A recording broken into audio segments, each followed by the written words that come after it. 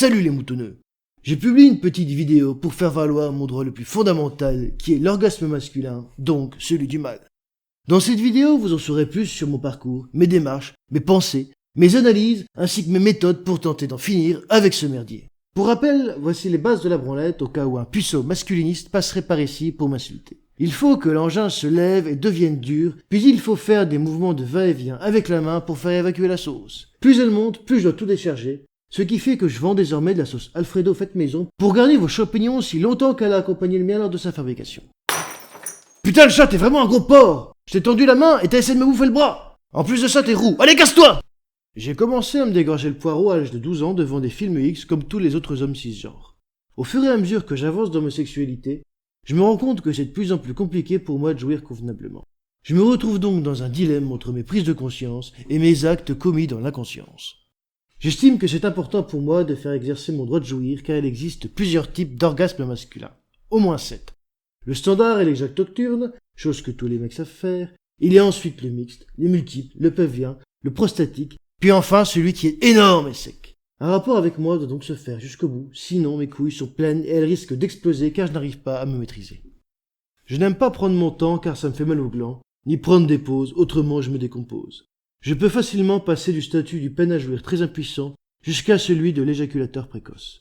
Or, je n'ai en aucun cas envie de me faire castrer, même vis-à-vis de mes ex que j'ai fait chier. Malgré l'admiration créée de toutes pièces que je suscite, je reste quand même un homme bêta et un tue-l'amour. De plus, j'ai des fantasmes et des goûts très spéciaux. Donc les femmes et les trans jouissent mieux que moi, donc les hommes ont moins d'orgasmes que les femmes, donc je ne suis pas multi-orgasmique, donc je sais que c'est bon pour la santé, donc c'est un droit humain. Ce qui fait qu'à terme, ça ramènera la paix dans le monde. C'est à cause de l'extrême droite que je n'arrive pas à avoir des orgasmes. Leurs hommes sont considérés comme des putes, car c'est eux qui font le meilleur coup. Pourtant, je baise mieux qu'eux, moi je sais donner du plaisir, à condition qu'on vienne me finir. Ils n'hésitent pas à tirer plus vite que leur ombre, y compris des misandres. On dit d'ailleurs faites l'amour pas la guerre. Mais étrangement, eux aiment faire les deux, car c'est rigolo, comme dans un jeu vidéo. Moi au moins, je ne perds pas du pognon en appuyant sur mon champignon. J'utilise plusieurs méthodes afin de militer pour mon droit à l'orgasme, à commencer par celle où je fais exprès d'être triste et malaisant dans la vie réelle quand je suis pas content. J'attaque mes adversaires avec enthousiasme, surtout ceux d'extrême droite, et pourquoi pas quelques confus. Le tout pour manipuler les gens comme des sextants. Depuis que je connais l'existence du point P, j'en parle quotidiennement autour de moi, je me renseigne via d'autres militants, et je mets des annonces partout afin de le retrouver, même si on me traite de privilégié. C'est suffisamment tabou pour dire que j'ai dans le cul.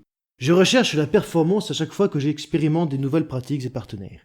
Performance que j'améliore en mangeant des champignons comme Mario, car je bois comme un trou, alors ça met mes orgasmes et mes partenaires les moins performantes au fond du gouffre. Je vais quand même pas demander un coup de main à l'auteur de cette vidéo, vous avez vu dans quel état sont ses mains. C'est pas demain que je lui ferai un baisement. J'essaye d'être féministe pour choper, puis je m'écarte de la société et je m'isole dans la forêt pour mieux m'exhiber. Une de mes solutions fut de m'intéresser à leur cause pour me mettre à leur place dès qu'elles abordent des sujets comme la découverte du clitoris ou la connaissance de son propre corps. C'est grâce à ça que je me suis rendu compte que ma jouissance pue dans tous les sens du terme et que je dois y remédier pour mon karma, chose que je ne fais pas. Vous avez pas remarqué que les hommes, vraiment tous, pensent qu'à mettre leur bite dans des chats, mais tout le temps? On dirait que c'est leur but dans la vie, sinon ils vont rater. Tiens, en parlant de rater, hé moutonneux, tu fais quoi de ta vie? Je baisse des schnecks! Pas ok. Vous savez pas comment il est? On m'a conseillé de m'intéresser aux hommes pour être plus fraternel, donc d'être homosexuel. Mais quand je constate les conneries qu'ils font, ça me rend impuissant. D'ailleurs, je tiens à faire la différence entre moi et un vrai misogyne. Nous allons prendre un random pour exemple, afin de savoir comment reconnaître une personne problématique. On va l'appeler Karmadeus. Comme ce mec n'est pas connu, il restera dans l'anonymat, en plus il n'y a pas de communauté pour venir me les briser. Karmadeus dit qu'il aime les aquariums, qu'il trouve ça apaisant.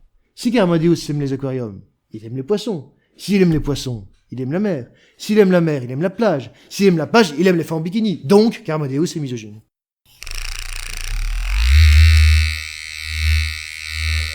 Nous passons à la deuxième partie de notre émission pour l'appel des auditeurs. Allô? Oui, allô? Vous êtes impuissant. Et alors, vous, il n'y a aucun espoir, vous êtes vieux et ennuyeux. C'est faux, car moi je prends pas de Viagra, je me prends pas la tête non plus, car je suis jeune dans ma tête. Et ça, monsieur, ça rend les femmes de petite vertu très dévêtues. Dites, monsieur le sucru, c'est pas pour votre argent qu'elles ont l'air leurs vêtements. Allô?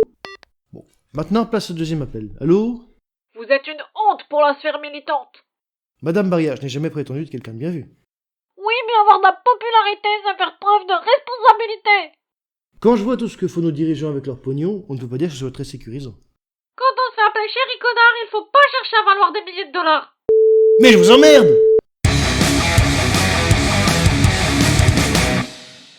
Notre émission est terminée, j'espère qu'elle vous a plu.